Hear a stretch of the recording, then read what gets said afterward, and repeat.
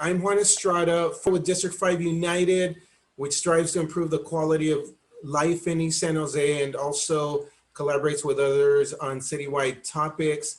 The topic tonight is the Reid Hillview Airport workshop learnings. With us is Harry Freitas, who will introduce everyone from the county. Thank you, Juan. Thank you, everybody.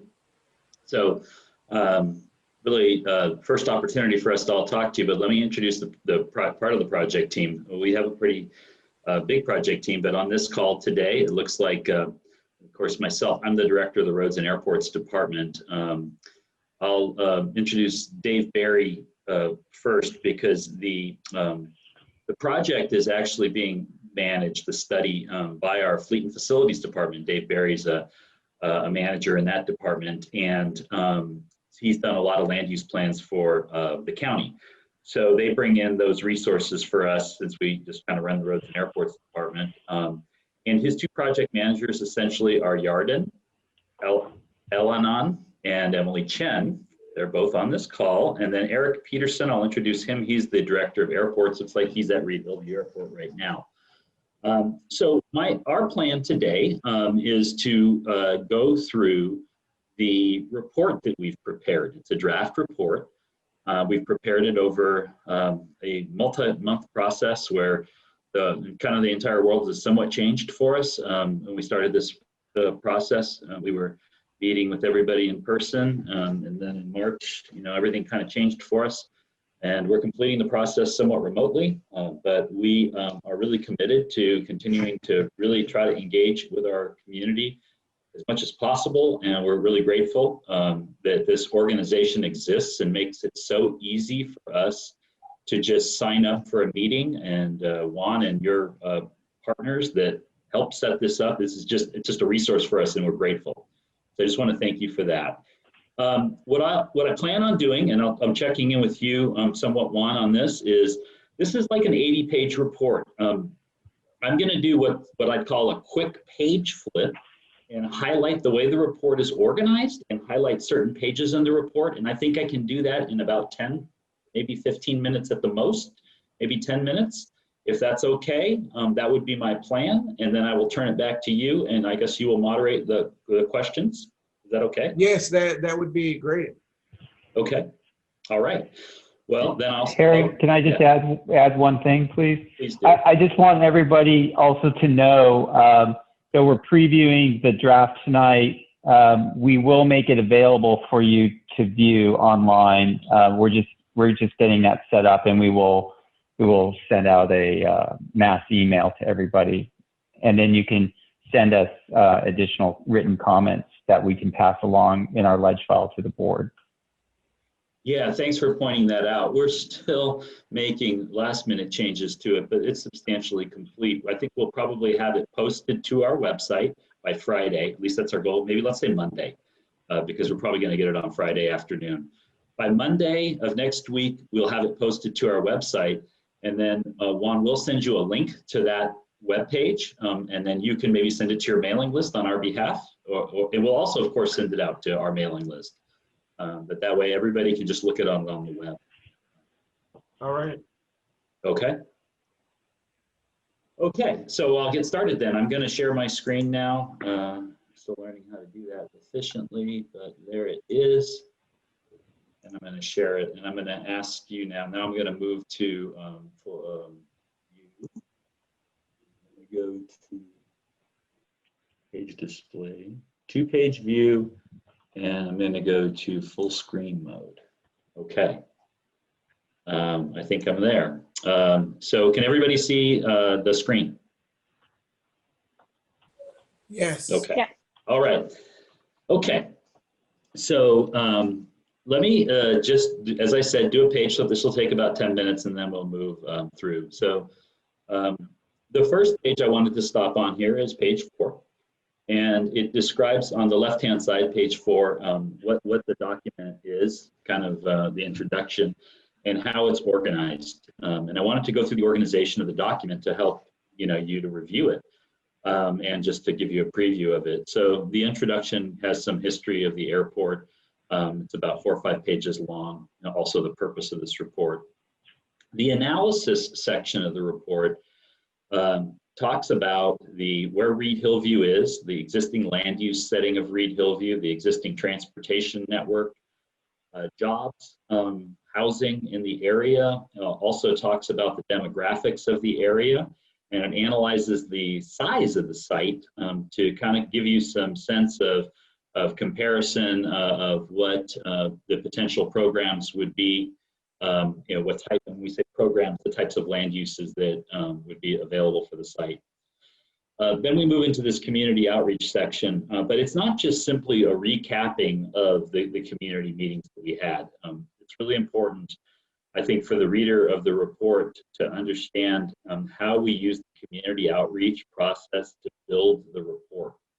And the community outreach process, and I'm going to highlight some slides in that, will describe how we took what we heard from the community and we reflected it in how we built out this report and how it ultimately presents itself ultimately in what we call tactics for the community to use in the future, and kind of what options are available and what we heard.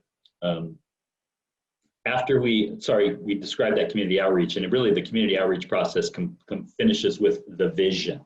It starts with the community process, and it talks about the community's aspiration. We finish it with a vision statement. And then chapter 4 is that vision, and it talks about some of the larger strategies that the community is interested in, and some of the tactics that would be employed to get those strategies in place on the ground.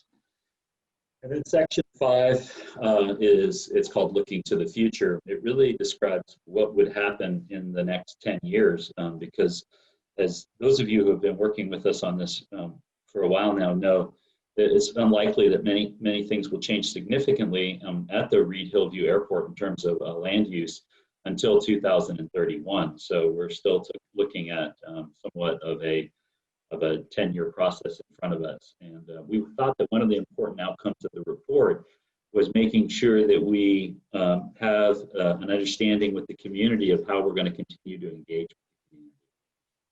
So I spent a fair amount of time on that. So let me see if I can speed things up. This will be, and I'll tell you all, this is the first time I'm doing this, so you might be a little bit guinea pigs, but I'm going to do the best to be efficient.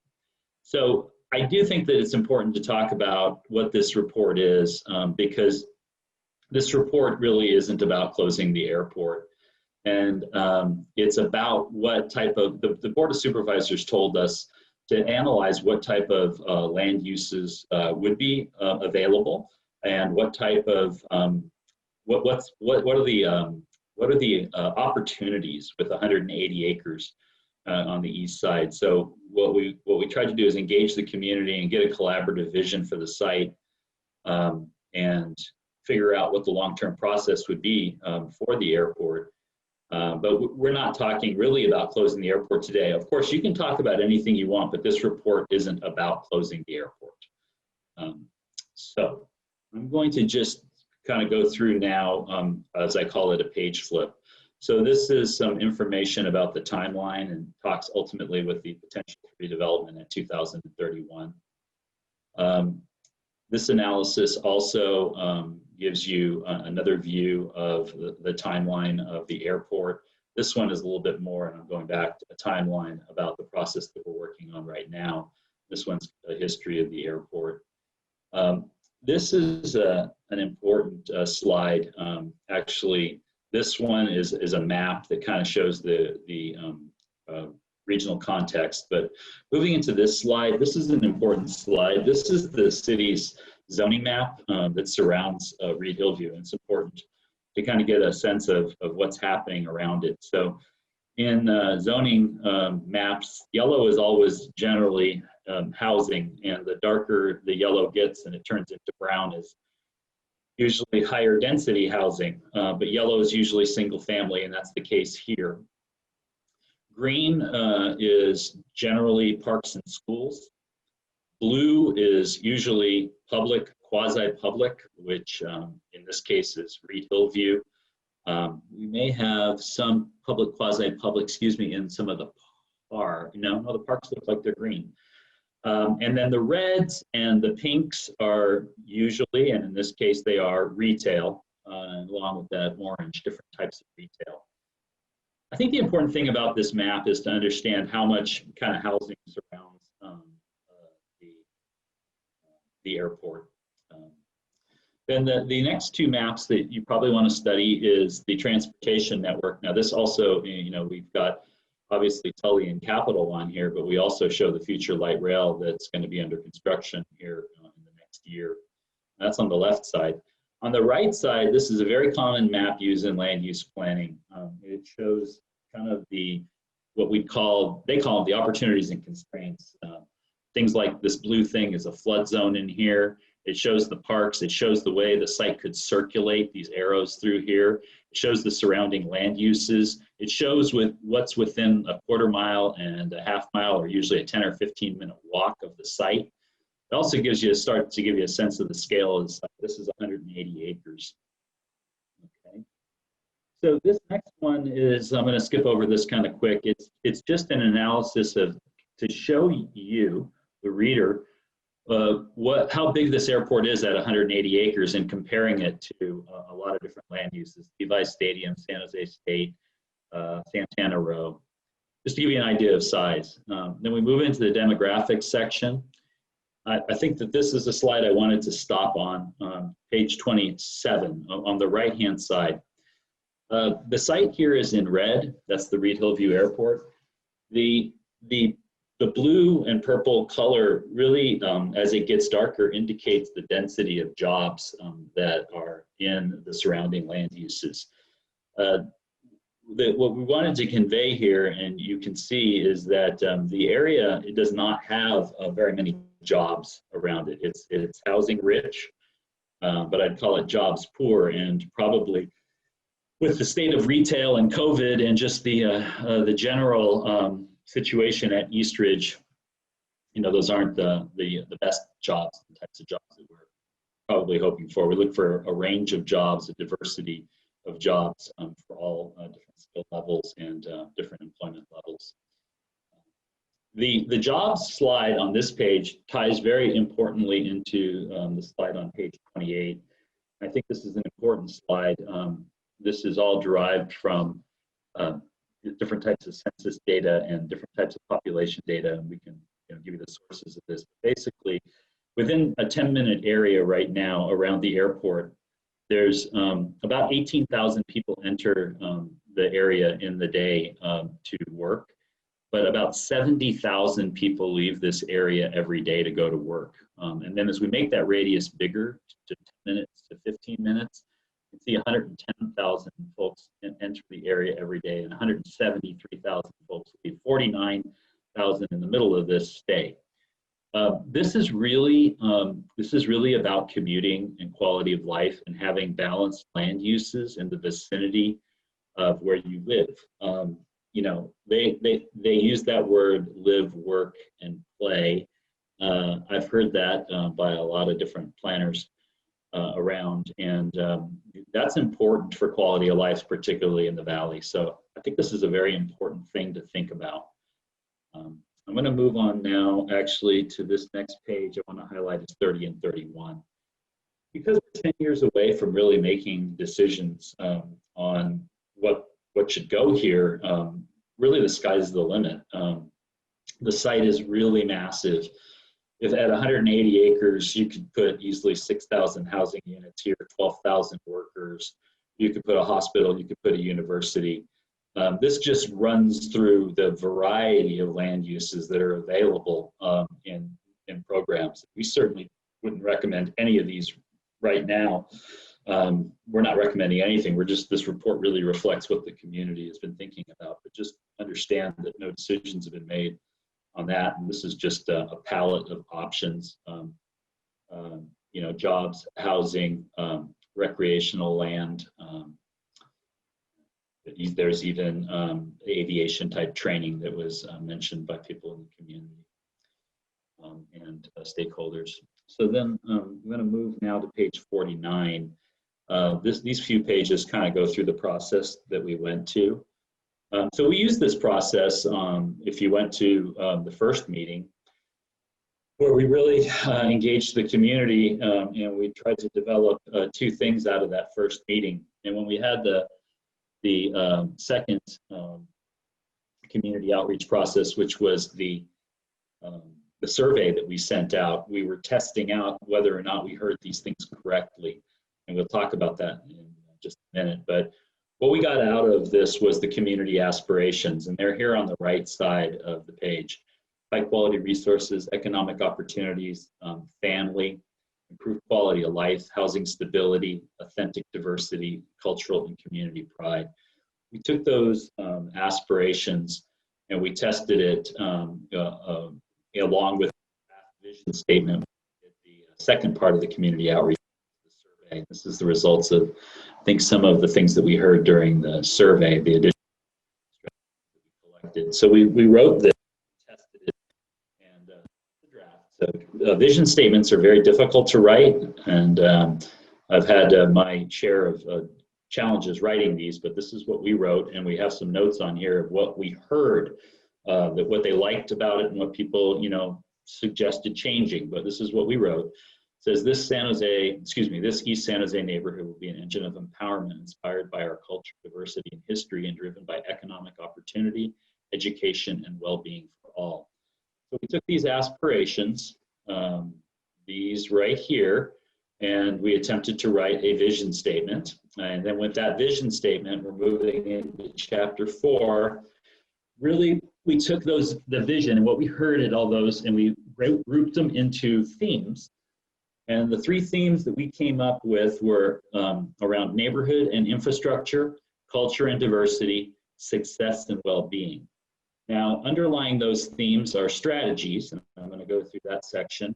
And then below the strategies are actual tactics, which are really on-the-ground actions that the county, the community, the city, anyone really can use to implement the vision for their neighborhood. So what I was going to do with this, because those themes, and you can see, actually this is a much better slide for me to just kind of explain that. So if neighborhood and infrastructure is on the left side here, and aqua and success and well-being is is that teal? This is blue, success, well-being, and this is culture and diversity. These things all intersect, right, in these tactics. So community centers, housing, displacement, education. And so when we moved into the way we wrote these, with your help, I'm just going to kind of go over the way each one of these strategies rolls up each one of these tactics rolls up to a strategy, and then that follows from the themes: neighborhood and infrastructure, culture and diversity, and success and well-being. It's the way that we use to organize what we're hearing. So in terms of neighborhood and infrastructure, strategy 1.1 is to create high quality public spaces. And then the tactics below that are access to open space, which is ensure all public spaces and facilities are accessible to people with disabilities, create open space, at least 1 acre in area within a quarter mile of all residents, create open space, at least 5 acres in area within a half mile of all residences. And then there's another tactic about the variety of open spaces. There's another tactic about a nature park, connectivity, tree-lined streets, wide sidewalks. These are real things that roll up to 1.1, which is about high quality public space. I'm going to skip over the rest of these, and I'm going to move to culture and diversity, and I'm just going to use 2.1 as the example. In this case, support families and community. The tactics would be provide opportunities for East Side communities and prioritize needs from the adjacent communities when introducing new residences and businesses. Connectivity to the existing community, promote connection with the adjacent neighborhoods and facilities through permeable edges, paths, and streets. This is about redevelopment. And then digital equity is C under item 2.1, and then it goes on 2.3, 4, 5. And oops, going backwards. And then under theme 3, success and well-being, we'll just use 3.1 as the example. In this case, it's create educational opportunities. And here we're talking about partnering with institutions, identify potential sites, which obviously Reid Hillview is one of them, resources and partnerships with educational and healthcare institutions, community colleges or university extension campuses. Identify vocational programs and opportunities to promote entrepreneurship. Item B, job training. C, better schools. D, shared resources. E, technology-related education. So that's kind of the meat of the findings, and those would be guiding principles for us to continue to work on Reid Hillview, possibly for the next 10 years. And so that brings us to our final 2 pages. I wanted to talk about page 80. Really, the measures of success in neighborhood engagement. In this neighborhood's engagement, we wrote those down and we identified these 4 areas as we thought were important measures of success. So first of all, the enhanced engagement with the community, certainly something we're just doing right now, talking to the community. Stabilization of the community. We've heard a lot about displacement and the increase in housing costs, the scarcity of housing, and how it's leading to instability within the community. Cleaner environment. We are actually doing right now an air quality study, an airborne lead study, but the county should develop and monitor indicators that are determinants of public health, such as air quality and airborne lead. And then the improved economic and educational opportunities for the community. So those would be measures of success, you know, for now, today, tomorrow, and for the next 10 years. These things can be worked on as we work through the process. And then really the community engagement strategy that we outlined is we need to develop a resilient connection to the community that can continue to guide the county and its decision makers and us. We're the staff, we're not the decision makers, but help the staff connect to the community so that we can report into the Board of Supervisors. And you know, it's probably going to be a long process. So what we laid down here was kind of a 3-step process to guide us over the next study period to figure out what's possible out here. So foundation setting and training, kind of getting everybody ready. And we've done a lot of that kind of already. Designing and collaborating the master plan process. So, you know, if that decision is made to do something with other than aviation at Reid Hillview Airport, this would be really the next step, is to start really engaging in what can really happen out here. Really laying down drawings that show and that's the master planning process. So phase 2 is getting the stakeholders together and getting everybody ready for it. And then stage 3 would be the master planning process and redevelopment of the site. So that concludes our presentation. So I will stop sharing for now, Juan, give it back to you. And I guess you can moderate.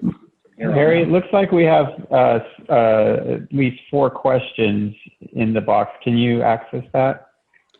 I'm kind of new at this. I don't even know where the box is. It's okay, Harry. I'll go ahead and let people promote them to panelists so that they could ask their questions if they'd like. And I will start with Mark Donnelly. And if an attendee prefers not to share their screen, just say so when you ask a question. So I have now promoted Mark to a panelist. And Mark, you could share your screen and audio when you'd like. In the meantime, I'll promote the other attendee. Can you hear me okay now? Yeah. Yeah, let me switch to the other camera.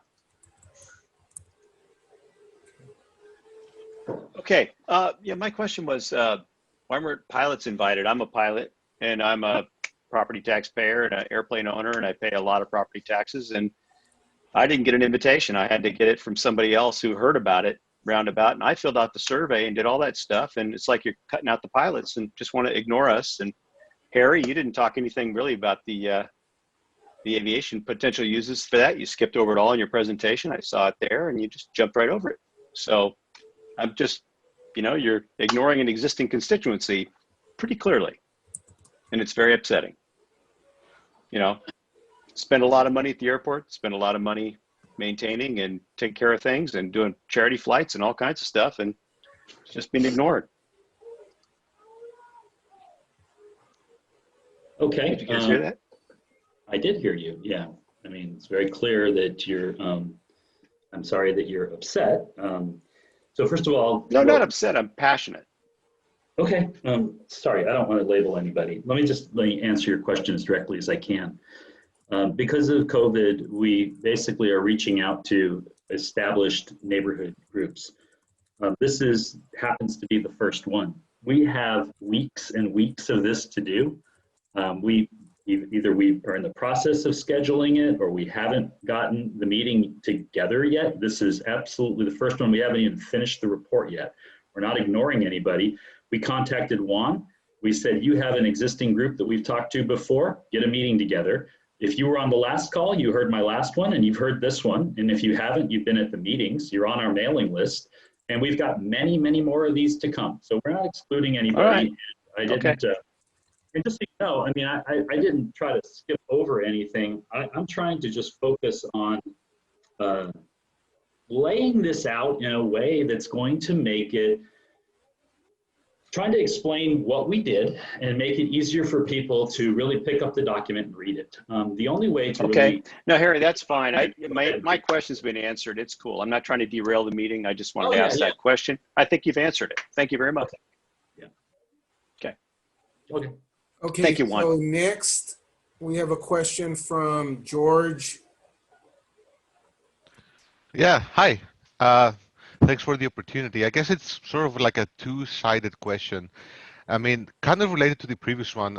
We are excited to tell you what we're doing with on the aviation side of Reid Hillview, and we'd really like to get a chance to tell you that. I can tell you that I was just this morning, I was out as a volunteer search and rescue pilot looking at the fires. For example, we are tasked to take pictures by the National Guard, and we're using Reid Hillview as a base for that, and we'll be using it for a few days. So we'd really like you to consider that input. In your uses of the land, I didn't see any option of keeping the airport. It was all, let's close it down to some degree. The best that I found was as a drone site. So it doesn't seem like that option is being considered. And I would really like you to outreach to all the aviation groups. I'm part of the Civil Air Patrol, all the local flying, all the businesses that are out there. Yeah.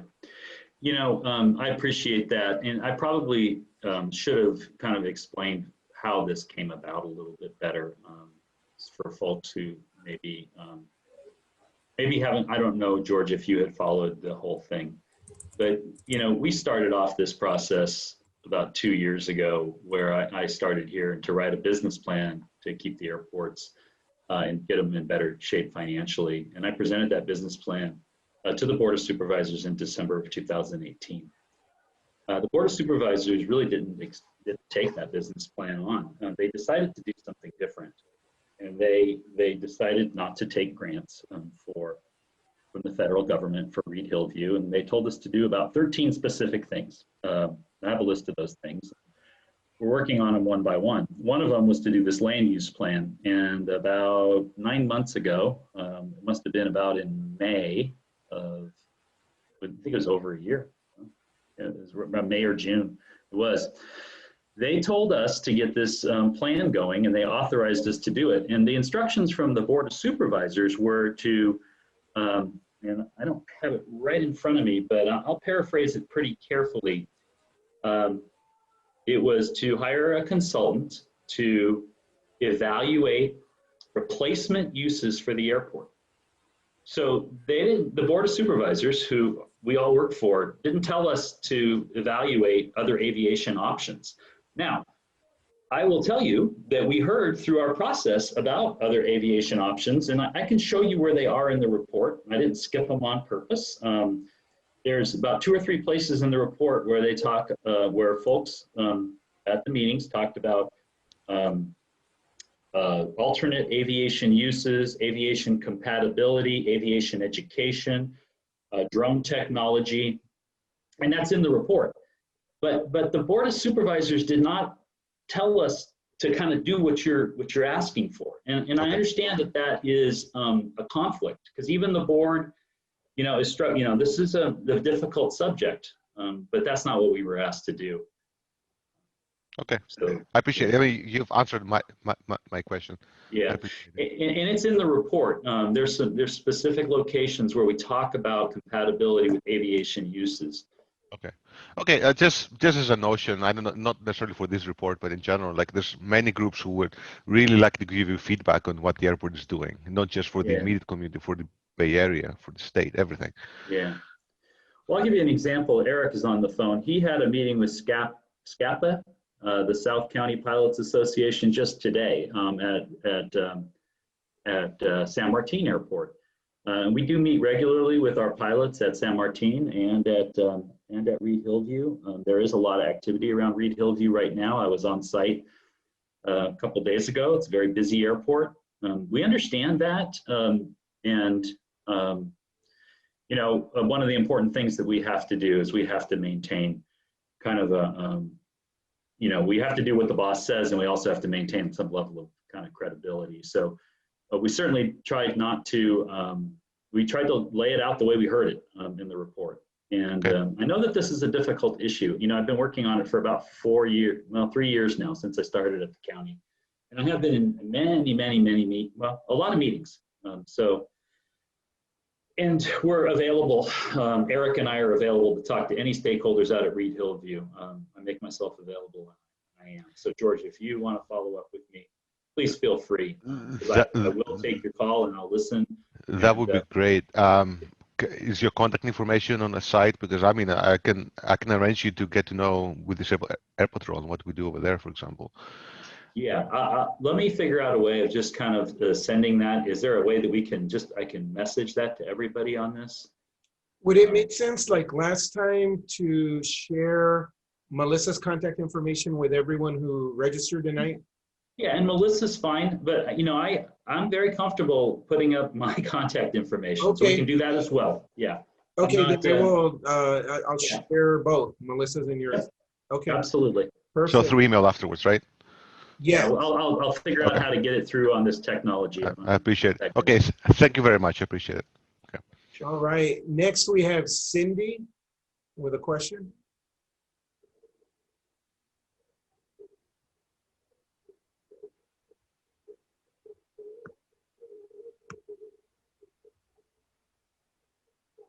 Am I on mute? Can you hear me? We can hear you now. We can hear you.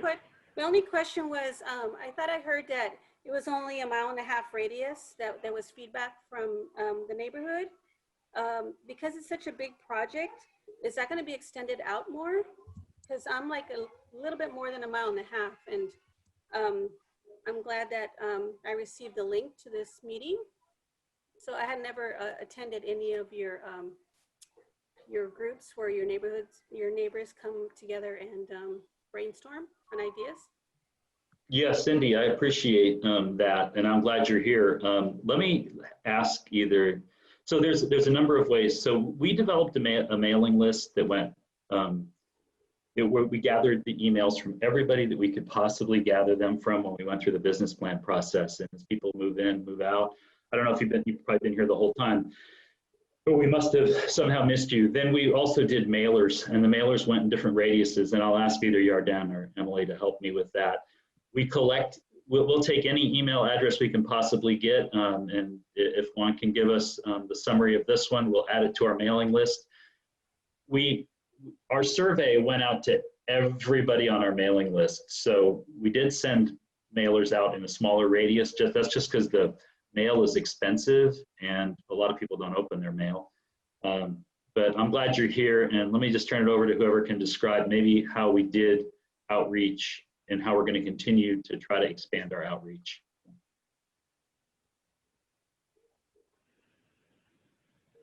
Yes, this is Yarden. Thank you, Harry.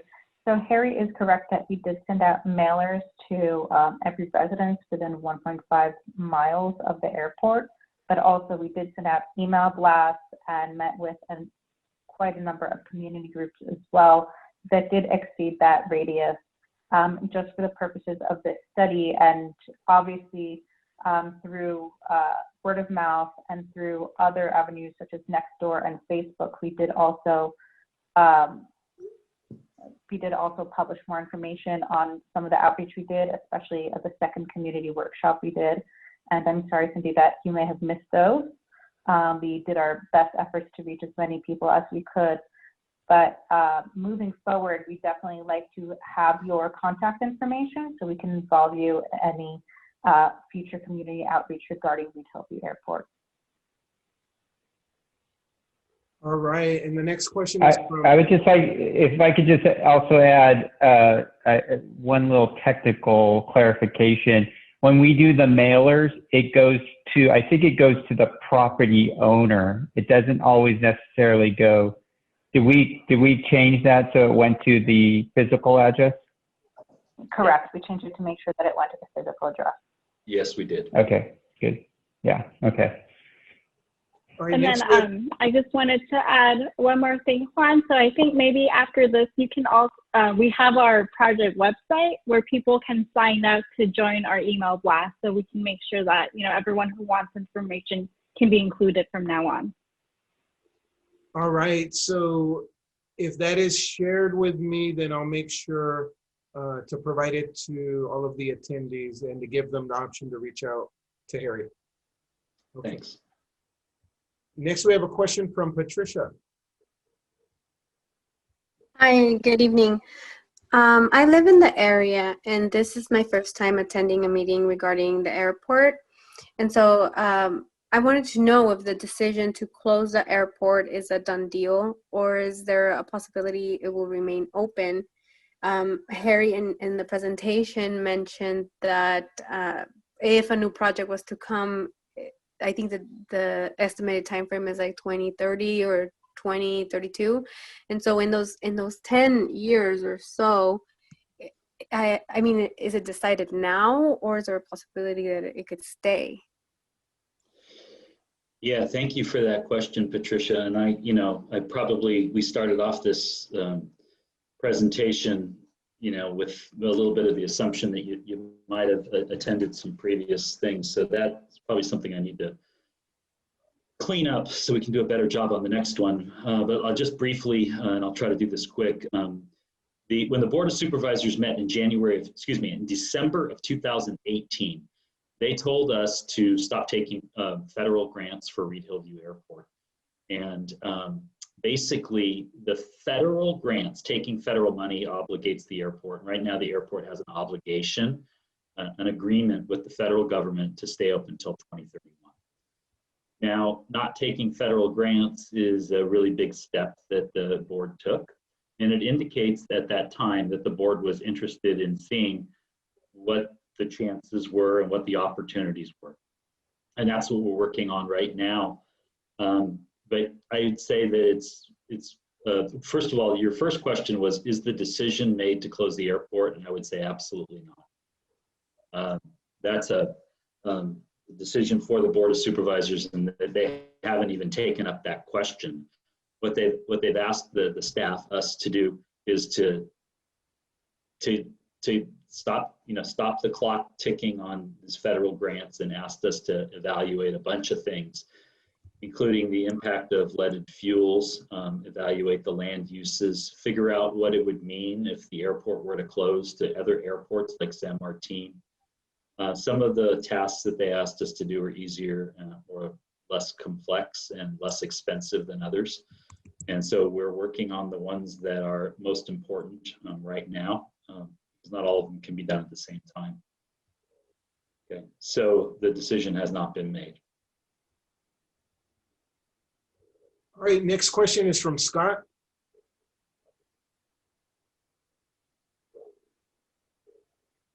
You could share your audio and video whenever you're ready. Let's go to Paulina. And Paulina, you could share your audio. You don't have to share your video if that's what you prefer. Okay. Hi, can you hear me okay? Yeah. Great. So just to introduce myself, so I am a pilot and my husband is a pilot at Reid Hillview, but we also live in Evergreen, and we were spitting distance from the evacuation zone. We're down in California, Oak Creek. And so I see the benefits, both in terms of the airport, for my own uses, but also, you know, my child who's turning 13 years old was really interested in joining CAP. So, you know, as a vehicle for kids, I've seen other kids that have gone through CAP, and it's just amazing the kinds of, you know, skills, people skills and life skills that they learn. You know, we're seeing with the fires, the benefits. I mean, there were firefighting airplanes that pretty much saved my home, you know, in the last week. So you know, and I'm still actually evacuated just in case. And so I feel very strongly that we need, you know, access for those firefighters and that sort of thing. You know, in a case of an emergency, if there's an earthquake or whatever, you know, there are all kinds of good reasons. And I understand that it's not as shiny as a new mall or some other expensive, you know, building or housing that, you know, people see dollar signs. I understand that, you know, but I'm a taxpayer too, and safety is really important. And I feel like if you're going to make a comparison, you know, I can understand if, you know, maybe, you know, for commute purposes, maybe that does make sense, or maybe a hospital makes sense or whatever.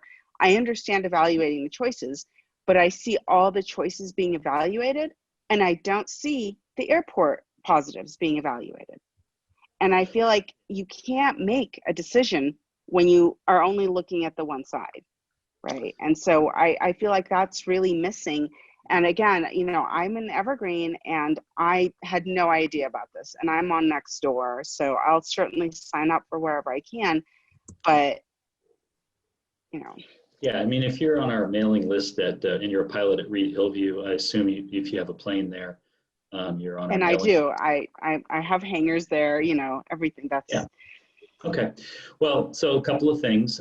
So one of the things that the Board of Supervisors asked us to do was to evaluate the role of the airports in emergency management. And certainly that's a really big factor. And so that isn't what this is, but that's another effort that we're going through. I can tell you right now that we have a Helitac base set up at San Martin, and we have CAL FIRE at Reid Hillview right now. They've set up these dipping tanks with PhosCheck and water for helicopters to use. And so we have firefighting capabilities at both airports right now, and they're both being used for that. So I don't think that we misunderstand airports' role in public safety. And they've asked us to evaluate it, but that's not what this study is. This was a land use study, but I do appreciate what you're saying. Please make sure that we have your information so that you can be, and you'll probably have another opportunity to listen to this presentation, because we'll be reaching out to the pilots at both airports. All right, next question is from Scott. If you can share your audio, you don't have to share your video if you don't prefer.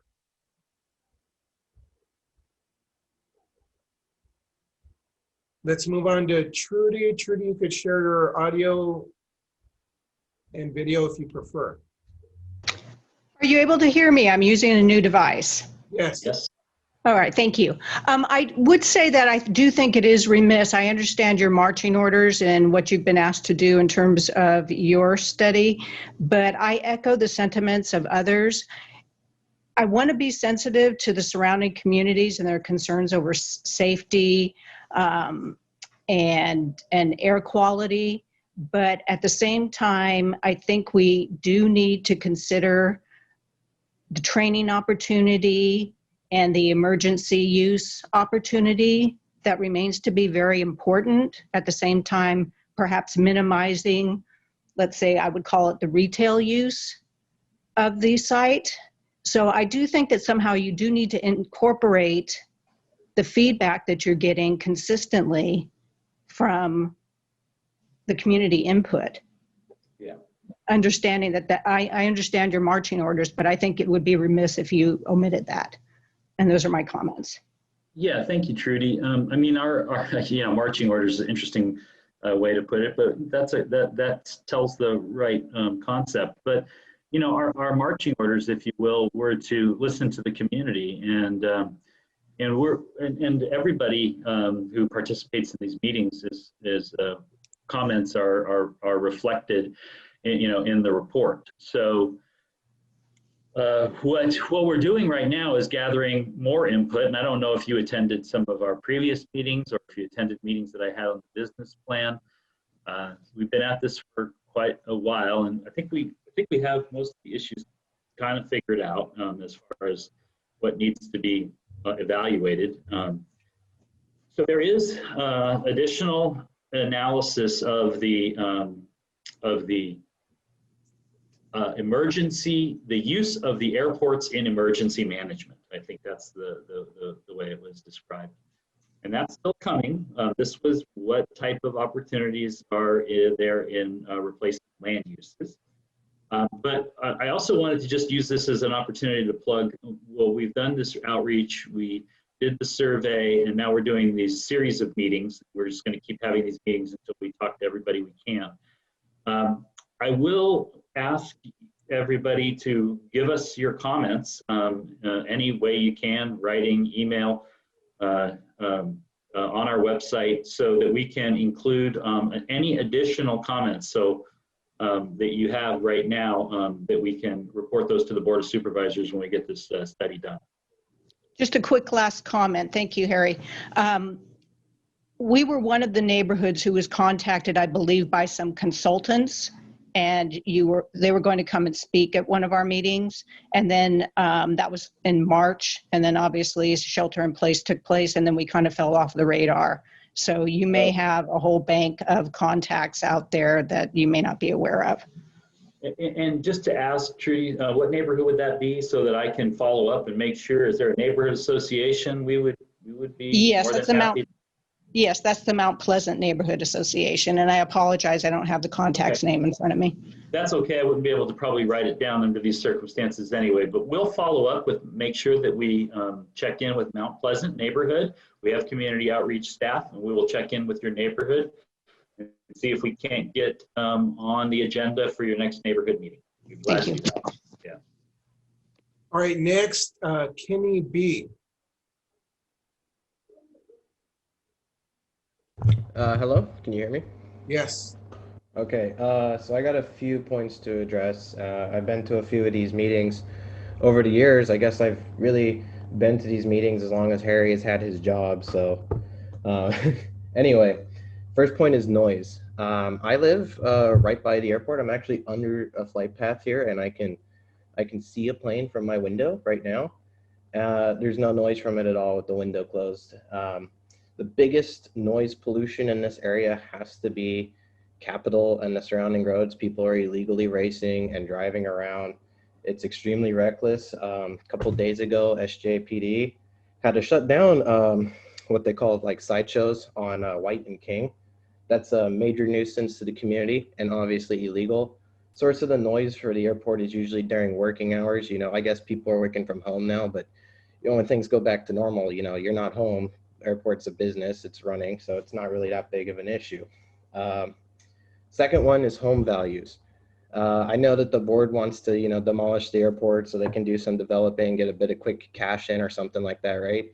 You know, that's a pretty known bias around here. Anyway, who's going to be building homes right now? There's a massive mortgage forbearance in the United States. People are getting evicted. Evictions are being paused. People are actively moving out of the Bay Area. I talked to so many people who are moving out, partly because of stuff like this. They're tired of their elected officials and all of the nastiness associated with it. And they're just realizing they don't need to live here. So you're going to develop, maybe at best in 10 years, very doubtful. And then you're going to have a bunch of worthless homes. And then the community is, again, going to get screwed. And meanwhile, Harry and the rest of the board or whatever is going to move on to other jobs. All right, so I got that covered, homes. Last one is disaster safety. So this is something I've been echoing for a while. And you talk about how you're reaching the community within a 1.5 mile radius. Okay. You are really missing a huge part of the community. I posted on there about the recent news with the CAL FIRE stationing at Reid Hillview, and all the people I know that live up in the hills, the ranchers, the people below it, my grandmother in the evacuation area, they're outside that 1.5 radius. They really appreciate that those helicopters are there right now. I attended a fire safety meeting with the county a year ago, which I believe Mr. Freitas was present at. Supervisor Chavez was present there. And at this meeting, CAL FIRE, SJPD, and I believe the fire chief of the county said the new normal is that these hills on the east side are dangerous fire zones. There is going to be large fires happening every year due to climate change and a variety of factors. So you're going to tell me that you're going to close this airport when we're sitting here at this like new present danger? I remember right after that meeting, which was about a year ago, 2-3 days later, I was flying at the airport. CAL FIRE helicopter went to Reid Hillview to get fuel because he needed to save time to save somebody's home on Ruby Avenue, which is also outside of your 1.5 mile radius. So again, look at it today, look what's going on, look outside your window and how nasty it is, and think about that. Think about how you want to get rid of this asset to the community. There are tons of people who shared my post. It's gone to several media outlets. They care about this and you're ignoring them. You're ignoring us as the pilots. You're ignoring the people who use this for education, infrastructure, and safety. And I'm really getting tired of going to these meetings because all Harry talks about is alternative uses. The bias here is disgusting. And, you know, that's just what I'm going to say about it. So there you go. I hope I was heard. Yeah, I heard you. I don't think I'm going to respond because, I mean, I think you made your point. All right. Since a gentleman named Scott has been unable to share his video or audio, I'll read what he wrote. We live in a high-risk area of the county. Pandemics, earthquakes, and fires are our new norm. Reid Hillview Airport is critically located to support disaster relief for the surrounding community and is currently supporting the fire suppression efforts with dip tanks stationed at the airport. Many of us live right next to or in the current evacuation zone. How do you plan on supporting CAL FIRE and FEMA disaster relief for those of us in the surrounding community when you close the airport? Again, I really, I'm not sure if everybody is kind of hearing me. We're not closing the airport. We're doing a land use study. Now, I know that there's a lot of dissatisfaction with what the Board of Supervisors has decided to do. We're very aware that there's dip tanks out there. I inspected them yesterday. We have fire suppression activities going on at both airports right now. We are aware that airports are an asset for emergency management. They're not the only asset, and we're not even ready to have that conversation right now. What we're doing is one of the 13 things, and Scott actually knows because Scott has been very close to this, and he knows all 13 things that the Board of Supervisors asked us to do. I'm sorry you can't talk, or I can't see you, Scott. And this is one of them, and you know the purpose of this one. This is the land use one, and that's what we're doing. I'll just leave it at that. All right, next, Crystal, you could share your audio and video when you're ready. Okay, I'm sharing my audio. Okay. So I have, actually I grew up here in East San Jose. We live right on Ocala, right 2 blocks from the airport. I attended Meyer Elementary. My children are attending Meyer Elementary. So I'm just concerned, well, more like kind of asking, why are we just getting this lead testing going now? You know, is it just an excuse? I mean, it's not, you guys are just investigating, I get it. But I feel like it's gonna be used as an excuse to close the airport instead of really being concerned for these children. Because if the concerns were legitimate, we would have had this testing done a long time ago, and there wouldn't be a Boys and Girls Club right next to the airport. So it is a little concerning. I get it. There's been a couple accidents, but you know, when you move here, we moved here, my parents bought this house 35 years ago. And we kind of like this area. We love like the charm of having this airport here, you know, and honestly, it's one of the least problems in our community, like that airport. And listening to the sentiment like of other people, you know, it sounds like it's not just, you know, it's for safety and it's for youth, the use of the community in different ways that I hadn't even thought about, to be honest.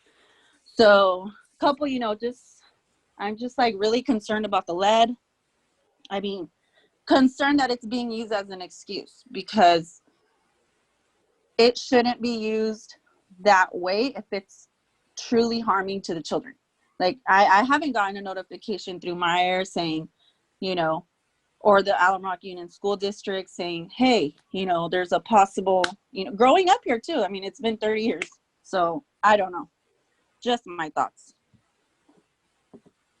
Thank you, Crystal. So one of the other things that the Board of Supervisors told us to do was to evaluate the impact of airborne lead on the community. That report is being prepared, and that research is being done by a professional in the public health field, a university professional. Sylvia Gallegos, who is the Deputy County Executive that I work with, she's managing that report, and I don't really have a schedule for that, but it's actively being done, and hopefully it was going to be completed before the end of this year. That's roughly the schedule. And I think that we're going to have to kind of see what that report says. But I do hear your concerns about lead, so I appreciate that, and so does the Board of Supervisors.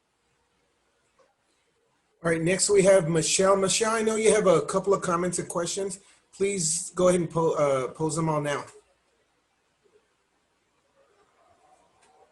Hi, so I'm so sorry I was kicked out, I think I just lost connection, but there's nowhere for me to actually type in the question, so is it okay if I just ask it?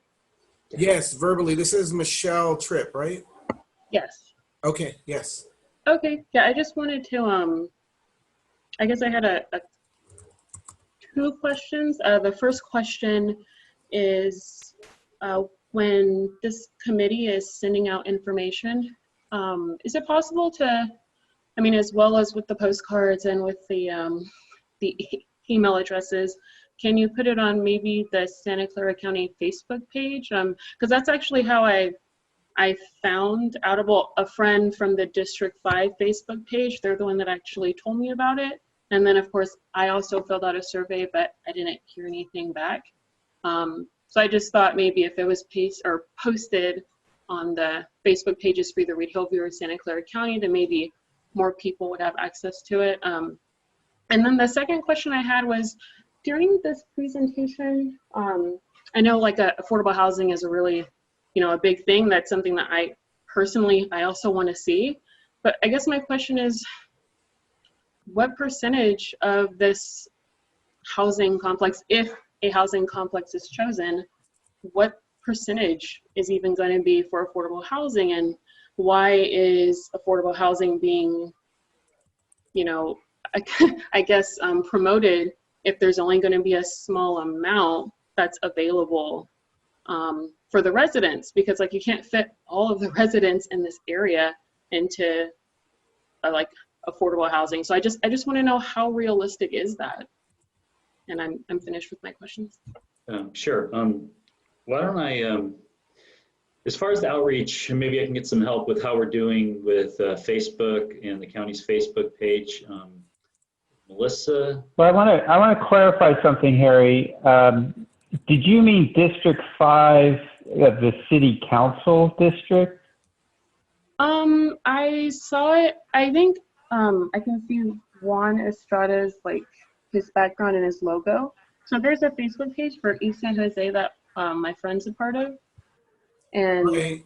So I did share the information not only via email, but also via at least three Facebook groups, if not more. And so she's we have been using Facebook. I think we'll continue to use Facebook. I understand that D5 United is mostly refers to cities D5, but Dave, yeah. What do you? And we have been coordinating with the city council districts too in that area, and but we can definitely look into that. But I just wanted to clarify. Yeah, I believe we have been using county's Facebook, but not the city's Facebook. But we can certainly look into that. Yeah, I mean, I don't think we're using Facebook. Mostly, well, we've done a lot of outreach getting ready for the writing the report, and what we're trying to do is check in with all the people that we know helped us write the report. So, we're focusing it a little bit more on people we've already talked to because we're checking back with the folks that we've talked to previously. Now, we don't want to exclude anybody. That's not what I'm trying to say. But we're trying to check back in with people who we heard from and see if we got it right or hear what your concerns are. So let's do a better job of that. And I know that we'll be doing definitely some more Facebook outreach before we take this to the board of supervisors. I know that. The second part of your question was, what's the second part? Sorry. Affordable housing.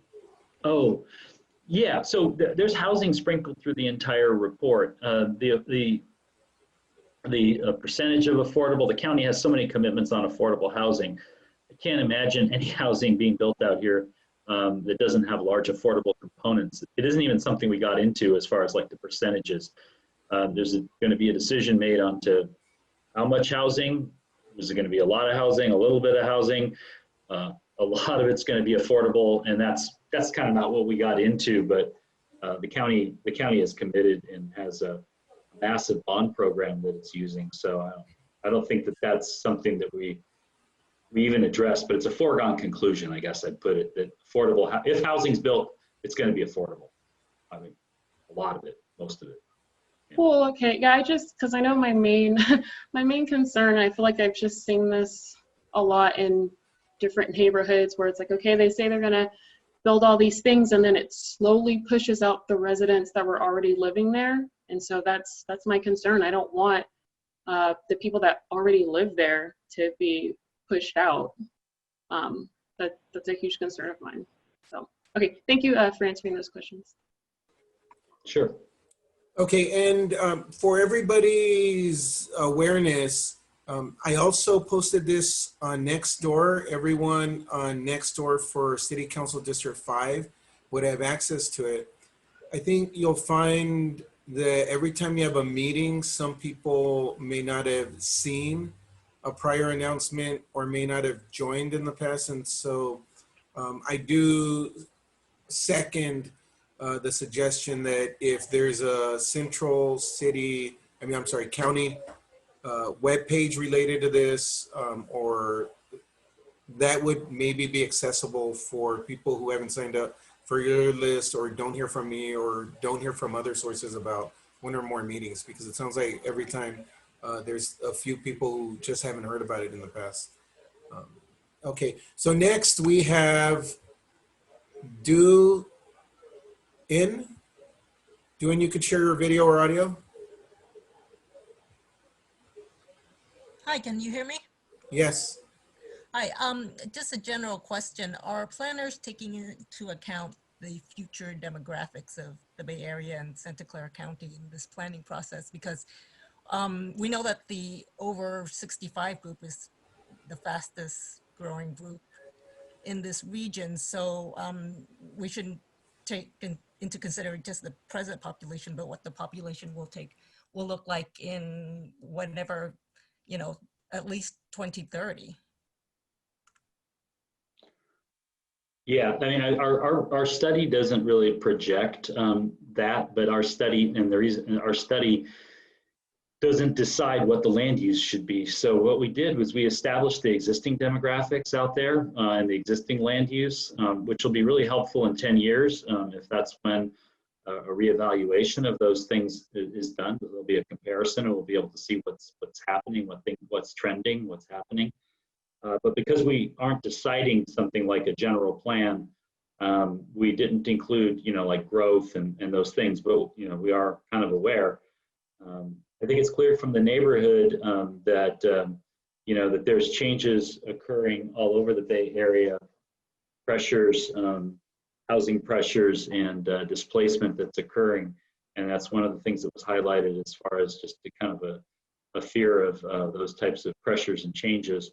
But there was also a lot of comments from the community about family, supporting family, and that includes elders and children.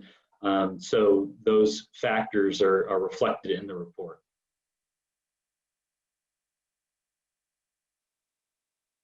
I mean, it's like an 80-page report, and I tried to go over it really fast, so I didn't cover every page, but that type of stuff is in our report.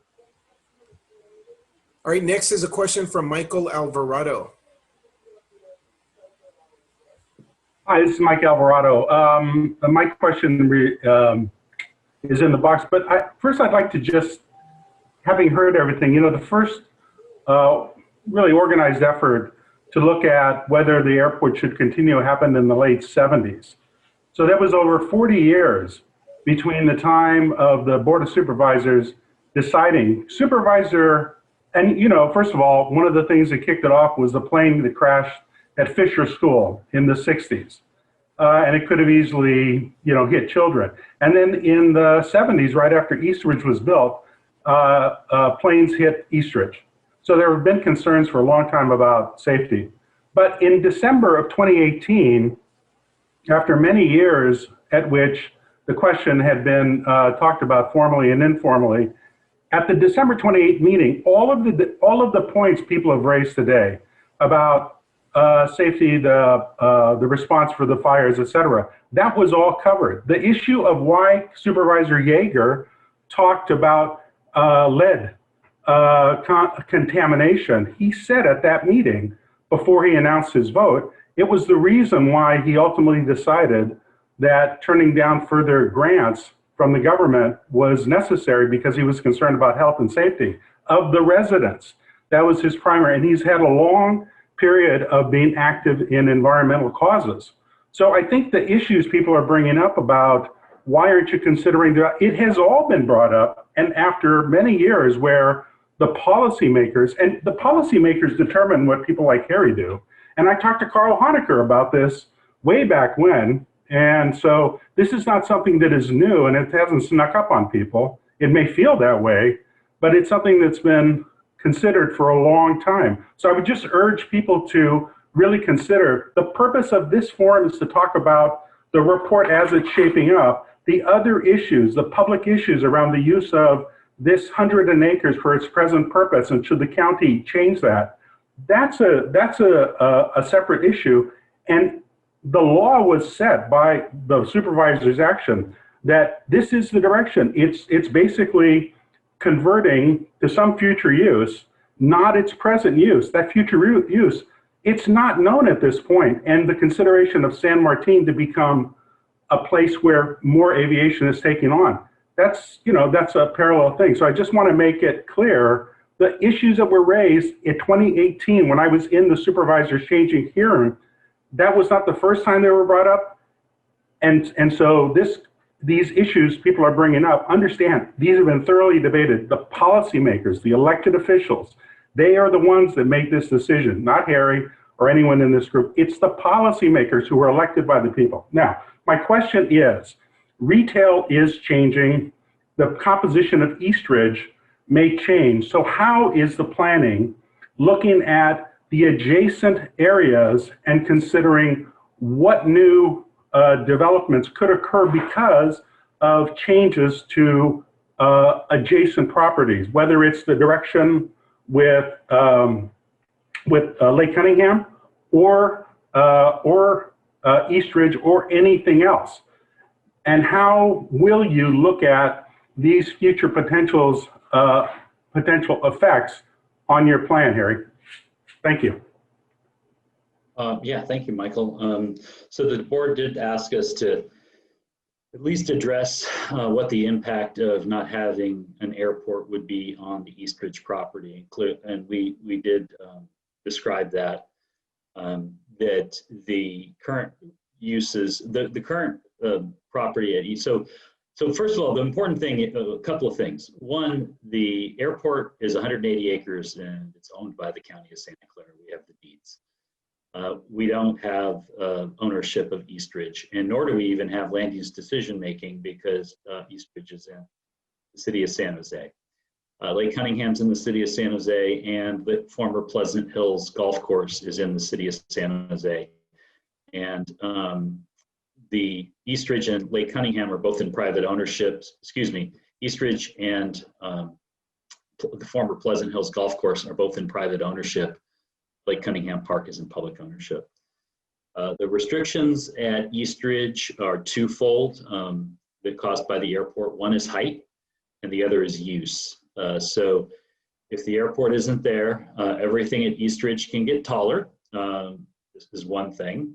And two, there can be different uses and more intense uses, and probably things like housing, education, schools, assembly uses, just different uses.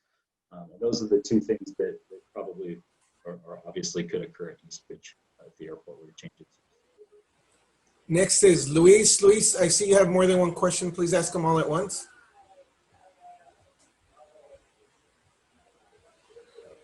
Hi, can you hear me? Yes. All right, so first question is, how often will the Board of Supervisors vote to accept FAA grants? And the second part is, if the Board of Supervisors votes for accepting FAA grants, does the county retain the right to scale back airport operations, such as eliminating some flight schools or eliminating even a runway? Thank you. Yeah, that's a straightforward question, Luis. I appreciate that. Thank you. So the last time we accepted grants at Reid Hillview was in 2011. So 11 plus 20 is 31. Yeah, I got the math right. Typically, an airport takes federal grants almost every year. So there's always at least a little bit of money that the federal government gives every airport every year. Since the last time we took money at Reid Hillview was 2011, the grant assurances last till 2031. If we took a grant if we took a grant today, we would have to sign essentially a contract with the federal government to keep the airport open for another 20 years without changing the business composition, the flight composition, the runway design standards, the number of runways. So, but we are prohibited from taking grants at Reid Hillview by the Board of Supervisors. So we're not doing that right now, but that's their decision. Okay, next, Scott Godfrey doesn't want to share his audio and video, and he has more than one question. So he says, has there been a proper noise survey done on airport operations on the adjacent communities, and is it available? And he also asks, or says, in response to Kenny B, I live under the airport flight path. Airplanes are about 60 to 80 feet over my property. Noise is as high as 100 decibels on my patio. Absolutely unreasonable. And that's it. Eric's back on the call. Eric, can you answer the question about the existence of noise studies for the airport, please? You bet. We did a what they call a Part 150 noise study. That would have been 10, 15 years ago. It is available. It's on our website, countyairports.org. It goes through a great deal. We went through a great deal of study to determine where the noise was and the level of the noise in the community and on the airport. And if you would like, I would be happy to share a copy of that with you. Or like I said, you can pull that off of our website, countyairports.org, under the resources tab. Okay. All right, next, Robert, pose all your questions all at once.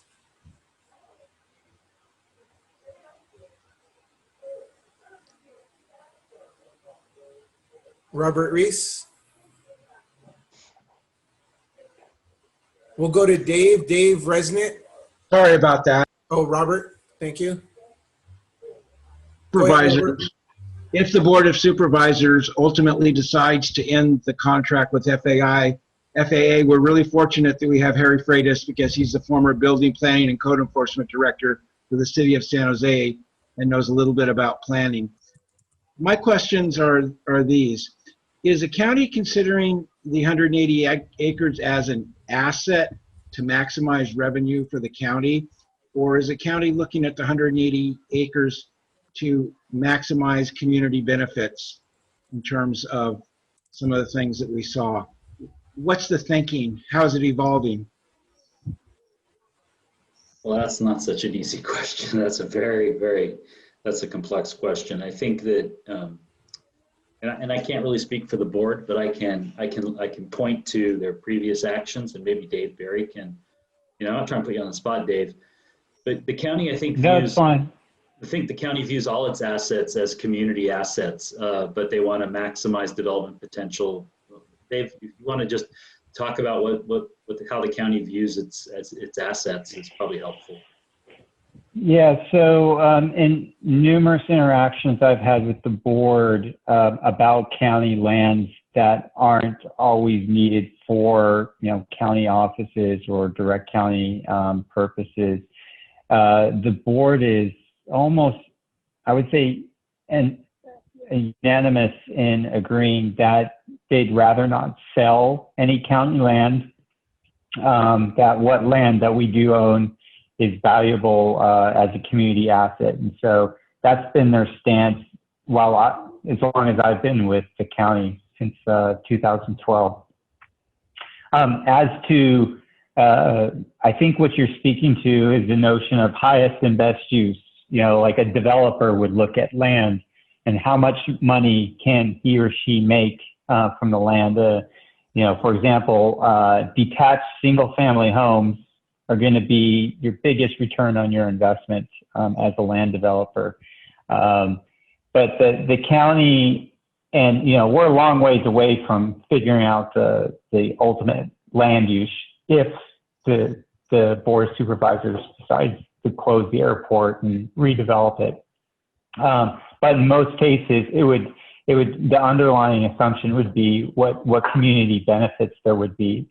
But at the same time, that has to be balanced with the fact that the county does not have unlimited resources to develop its land. So there may have to be some kind of balances there with developments that bring in funds that can then be utilized for other benefits. The other question I had was on the planning side, maybe for Harry. Since the site is so big at 180 acres, do you think you'd have the opportunity to exceed the city of San Jose's development standards? So much of the new development seems to be 5 feet off the curb, 5 stories high. The design is different in different neighborhoods. Virtually no open space anymore. Interface with adjacent neighborhoods seems to be less important than it once was. Are you going to be able to exceed the city's development standards? Well, I mean, that's a pretty technical question. I mean, the yield and the capacity of the site is probably governed by the transform and sanitary infrastructure.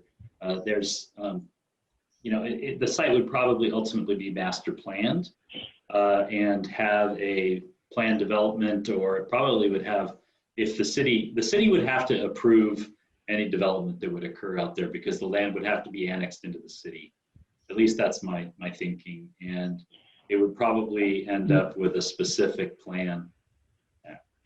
I mean, the other stuff that you talked about is a little bit subjective, but I do hear what you're saying. But the community's goals, I think that we described and that we went through with the consultant, I think are really important things that the owner, the county, would have to consider when planning what would replace the airport, if we even get to that point, right? Thank you, guys. All right, next. Yeah, if I could just add one thing. So the county, if the county is developing land that it owns for its own purposes, i.e. a government use, right, it has what's known as intergovernmental immunity. In other words, it has its own standards, its own approvals for developing that land. And that would include, a county health clinic, a hospital, county offices, social services, and so forth. And generally in this county, when it comes to things like for private uses, retail, private offices, or say housing, then it must defer to the local authority, which is the city of San Jose. All right, next we have Dave Resnick. Hey, can you guys hear me? Yes. Oh, cool. Excellent. It's working. Yeah, so I just want to point out, I think Kenny kind of pointed it out about Capitol Expressway and the noise generated, via Capitol Expressway. And then I'd also like to point out that it's not just the noise generated by Capitol Expressway, but also the vehicles traveling on Capitol Expressway, the smog that they generate. Capitol Expressway, at least in that area, there's heavy traffic at pretty much all times of the day, at least, and way late into the middle of the night. And so I was, just trying to point out, you guys are having tests run on the airport about lead and stuff like that, and noise. Why haven't you run tests on Capitol Expressway and the harmful effects that Capitol Expressway causes? I mean, should we close Capitol Expressway because it's noisy and creates smog? And then I'd also like to point out that lately I've been out at the airport just loading up the airplane before I go on a trip. So I'm out there kind of late, and I'm just loading stuff in. Don't hear any airplanes. Don't really see any airplanes, but I'll tell you what I do hear. I hear cars racing up and down Capitol Expressway, super loud, and the noise generated from the cars going up and down Capitol Expressway is way more louder and more frequent than anything generated at the airport. I've been at the airport, from like 8 to 12 at night sometimes, and not just in COVID times. And pretty much all I hear is noise from Capitol Expressway, not really generated by the aircraft above. And let's talk about the aircraft above. I know somebody said, 100 dB. That seems pretty high. I've run checks inside my airplane and outside my airplane, and nowhere near that dB. The guy would have to be sitting on top of the propeller. Which seems kind of weird. And so I wanted to point out all that, so our test is going to be run on Capitol Expressway and the health effects caused to that and noise effects. And I have another question. No, we're not testing Capitol Expressway for noise, but the VTA is, because they're going to be making significant changes to Capitol Expressway when they build a train down the middle of it. So there's a project and there's an EIR that's actually been circulated and certified. I hope you got a chance to look at it. The Capitol Expressway is a road that we operate. I don't know if we have a fresh noise study for it right now, but if we do, you're welcome to it. But there should be actually some pretty recent noise studies of Capitol that were done in conjunction with the approval process for the light rail. Oh, that's interesting. So it's actually potentially going to get noisier with the light rail going up and down. Okay, something to note. All right, and then my other question is, it's actually kind of a two-parter, because I remember when this whole close the Reid Hillview Airport thing started, I started attending the meetings.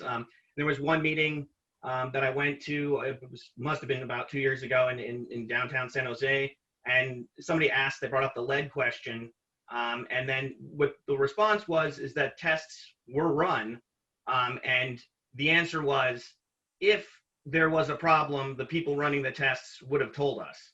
So tests have been run, and they weren't at levels that would cause health effects.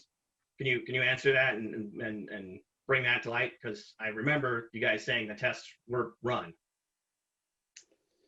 Well, I don't think I did, because I don't think we've run any tests, and I think that, but Eric, you can tell me if we've done any lead studies out there, but I don't believe we have.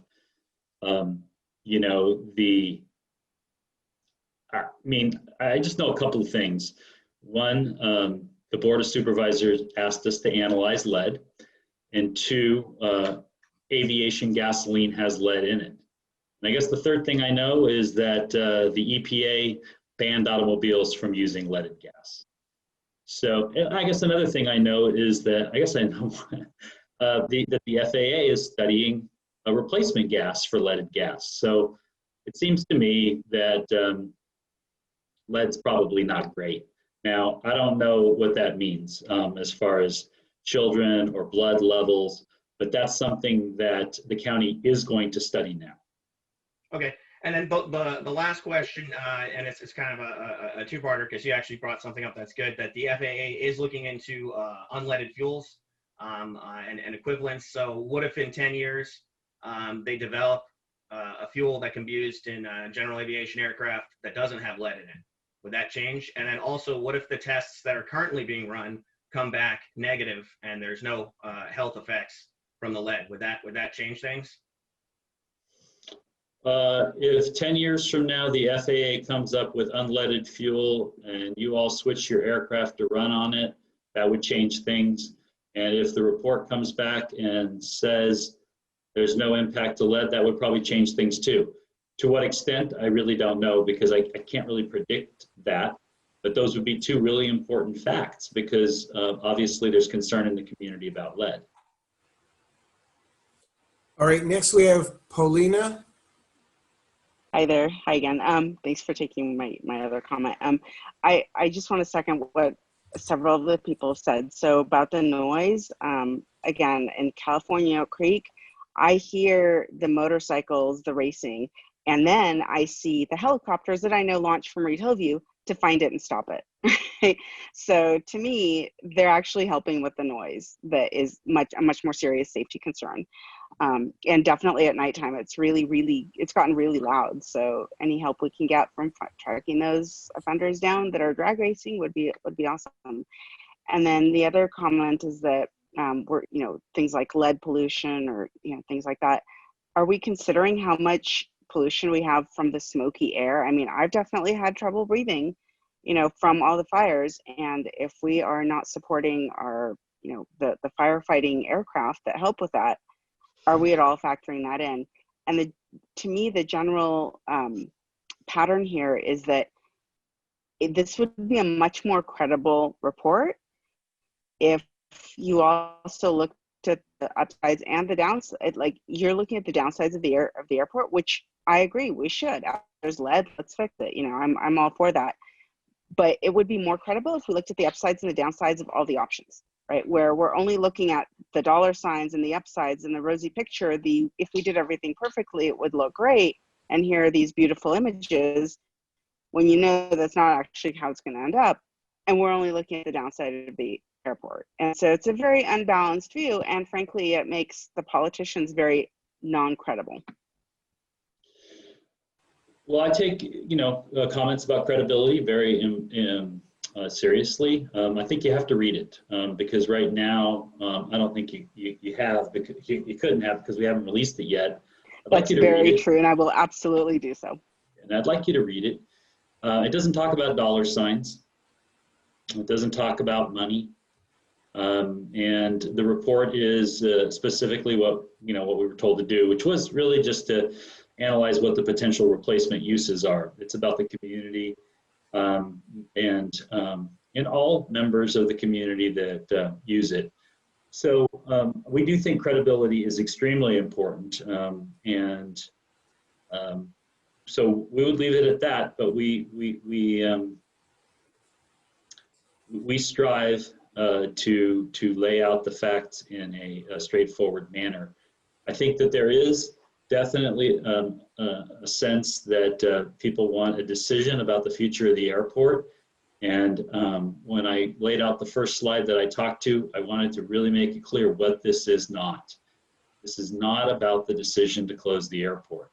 This is a specific study that the Board of Supervisors told us to do to analyze what the potential replacement uses could be for the airport. It doesn't make judgments about the airport. It doesn't have a noise study in it or a lead study in it. It just talks about what 180 acres of flat land could be on the east side, and it asks the neighbors who live around there what they'd like to see. But we invite everybody to our meetings, and we listen to everybody that has things to say. We clearly know that the stakeholders at the airport are not interested in closing the airport, and that's a given. And I'm not going to write a report about that because it's self-evident. There's nothing, there's nothing to write about. The airport is existing, and it governs until such time as the Board of Supervisors decides to do something different with land that it controls. And it's a tough subject. It's a really tough subject.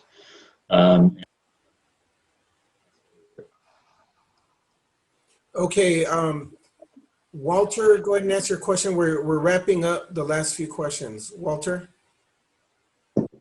Yeah, good evening, everyone, and thank you for taking my call here. So, Harry, knowing that the report is final and available, I'm happy to set up a meeting with all the pilots. Now, I realize, you probably have heard all the arguments already. So, I would like actually to set up a meeting where we come up with new ideas on how to improve the airport.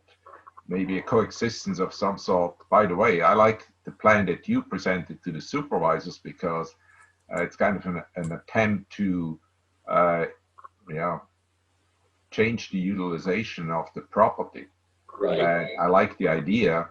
I think that could be discussed further and be part of the suggestion to the board of supervisors as well. So let me know when we can set up a meeting with the pilots. I can reach out to all of them, or a lot of them. Yeah. Yeah, we will do that. So, Walt owns one of the businesses at the airport.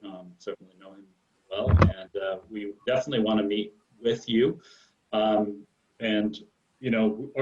been constrained by the decisions that we have right now. We have to operate it as best we can, and we're trying to do that. But we're very interested in meeting with you and presenting this report, just for the sake of at least so you know what's in it. And we'll do that. Eric will be in touch. We were setting up a series of meetings. We haven't even set them all up yet. We tried to get on, and I want to make this clear one more time. We tried to get on the agendas as quickly as people had a meeting coming up, and it just so happened that D5 United was the first meeting on the calendar. We started setting these up about 2 or 3 days ago. Melissa started sending out emails. So we just haven't gotten our meetings with the pilots and the stakeholders at the airports. They just haven't set up yet, but we've got meetings for the next 3 weeks probably that we'll be scheduling. So we'll be having one with you. All right, well, use me as the focal point, and we'll take it from there. Okay. All right, next is John Clear. Hello, thanks for taking my question. So there was a lot of comments about who was the outreach to, and basically it was 1.5 miles of the airport. But the airport is a regional resource. You really need to talk about the stakeholders that are further out than just even in the city or in the county, because it's a resource for the entire region. So is there going to be any thought into giving it a little bit more? Yeah, John, let me talk about that. And so I don't know if you were involved in the business plan. When I started the business plan, we reached out to all the local airports, SJC, City of San Jose, Chamber of Commerce, local school districts, with Eastridge, Parks Department, I can't really remember who else, but we did a pretty significant regional outreach on this. Again, that was to do the business plan and knowing kind of what was, what could come out of that. When we developed the mailing list from all of that outreach, all of those people were invited to the first community meeting that we had. So there's a twofold outreach. We're sending postcards to 1.5 miles around the airport. We can't afford to send that many more postcards. So we just do that. And then we also hit our massive mailing list that we use that has a regional kind of sense to it. So we'll need to get you on that list if you're not already on it. I guess that's the answer to that. Okay, to the list I'd add California pilots or flights above the Pacific Southwest, because some of the pilot groups that go a little further out, they still use the airport though. So they're still stakeholders in this discussion. Yeah, and I don't think they're really too much, again, this discussion's about replacement land uses. So I don't know that that's really, that they really want to zoom in on this meeting to talk about replacement land uses. But Eric is our airport director, and he is in contact with most of those professional organizations. Those professional organizations in Northern California and in the Western region are pretty aware of what's going on at Reid Hillview. Wouldn't you say, Eric? I would certainly the airport organizations are. And you know, a lot of the pilot organizations, I've heard from quite a few of them, you know, asking questions. So yeah, the word is out there. They may not all know, but I would say many of them do. Most of them do. All right, Lori, you had a question about lead? Yeah, I wanted a little bit of a clarification there. I think you said that the Board of Supervisors had asked you to do a lead study or studied the effects of lead, but then I think you also said that no such study had been done. Obviously, there's a huge move in the aviation community to move to lower leaded fuels. Electric aircraft are being developed, which use no lead. Of course, such aircraft like mine are fueled by Jet A, which is completely unleaded. So, but I wanted to understand the disconnect between you saying that the supervisors had asked you to study it, and I think you said that it had not been studied. I think you misheard. One of the questioners stated that. Oh, sorry. I think I said no studies have been done in the past. We didn't do any lead studies that I know of at all. But we're doing one now. Yeah. So and we're in the middle of doing that right now, and it's being managed by Sylvia Gallegos in conjunction with the County Health Department. Okay, that's good to hear. And are they in that lead study? Are they looking at the direction of the aviation community in terms of the amount of lead, not only that's being put into the air now, but will be put into the air in the future with the new technologies that are being developed? I don't really know the answer to that question. We have asked the FAA to support that study about their schedule for rolling out their new fuel formulations, and they've historically not met their schedule. I think they're decades behind, and they have not been able to give us any indication whatsoever, nor any commitment on anything related to their new gasoline formulation. And unless you've heard something different, we don't know of any progress that they've made on that, other than the existing process to certify a motor to operate on unleaded fuel, and the scarcity of that particular unleaded fuel in the United States. And what about electric aircraft? The study is about the blood levels of lead in children in the vicinity of the airport. I don't know that the study is prospective about the future. But I think those are important factors. Certainly, I think the FAA it would behoove them to eliminate lead from the United States airports if they could. All right, Kenny has a statement. I'll just read it. Reid Hillview has repeatedly passed EPA testing for lead. Please don't disregard this publicly documented fact. This means that the lead pollution is acceptable according to the EPA, the same organization that banned leaded fuel in automobile usage. Most homes in the area were built with leaded paint, which is how most people come in contact with lead poisoning. Additionally, most people over 40 to 45 grew up when almost all cars used leaded gasoline. Very few of them actually had lead related health issues. Again, most lead poisoning comes from lead-based paint and other house chemicals or home chemicals, not air pollution. Reid Hillview is a very minor polluter in the grand scheme of things. I'll just, is it okay to just leave that statement as is? Yep. Okay. Fine. Yeah, we've heard. And then Boris, I think you're the last one except for Max. Go ahead, Boris. We don't hear you, Boris, so I'll just read it. I don't believe Luis C's question was answered. How often will the Board of Supervisors vote on FAA grants? Well, in order for the Board of the Supervisors to vote on an FAA grant, the staff, meaning me, needs to bring them a grant to accept. And they've instructed me, the staff, not to take grants. So they, right now, will not be voting on grants, because they can't vote on something that the staff doesn't agendize and put on a meeting for them. So essentially, they have decided not to entertain a grant. Under normal circumstances, they could accept a grant on any given meeting, which is held every other Tuesday night in the chambers. Okay, last question is Max Spivak.